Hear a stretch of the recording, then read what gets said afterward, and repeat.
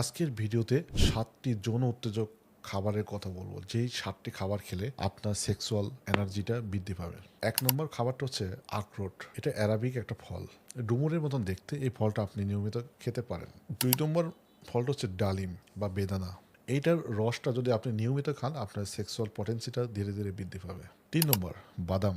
বাদামের ভিতরে আমি 3টা একসাথে বলবো, সেটা হচ্ছে কাঠবাদাম, কাজু বাদাম, পেস্তা বাদাম। এটার মিশ্রণটা আপনি করে এটা জুস আকারে খেতে পারেন, মিল্ক শেক করে খেতে পারেন, অথবা দুধের সাথে ডাইরেক্ট মিশিয়ে খেতে পারেন। 4 নম্বর খাবারটা, এটাও আমরা একত্রে বলবো, সেটা হচ্ছে ডিম আর দুধ। এটা গরিবের প্রোটিন যেটাকে বলা হয়। যারা অবিবাহিত বিবাহিত তারা সবাই এটা খেতে পারে। যাদের স্বপ্নদোষ বেশি তারা অ্যাভয়েড করবেন। 5 নম্বর মধু, যেটা কোরআনে বলা আছে।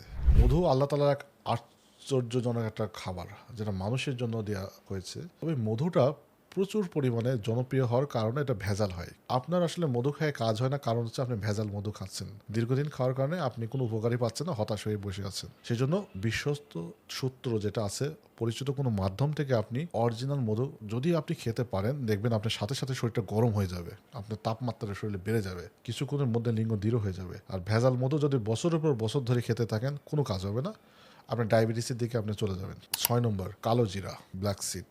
এটাও রাসূলুল্লাহ সাল্লাল্লাহু আলাইহি ওয়াসাল্লাম বলছেন যে মৃত্যু ব্যতীত সমস্ত রোগের মহা ঔষধ। যাদের দীর্ঘদিন ধরে দ্রুত বীর্যপাত, ধাতু রোগ, স্বপ্নদোষ, লিঙ্গের শীতলতা ইত্যাদি ইত্যাদি সমস্যা রয়েছে, তারা যদি সুন্নতের পারে এবং কোরআন হাদিসের পর আমল করতে পারে, আল্লাহর কাছে বারবার দোয়া করে, হয়তো এই কালো জিরা আপনার সেবা দান করে দিবে আল্লাহর হুকুমে। যেহেতু রাসূলুল্লাহ সাল্লাল্লাহু আলাইহি ওয়াসাল্লামের কথা, আশ্চর্যজনক একটা মুজিজা কাজ করবে আপনার শরীরে। 7 নম্বর গার্লিক, যেটাকে রসুন হিসাবে পরিচিত।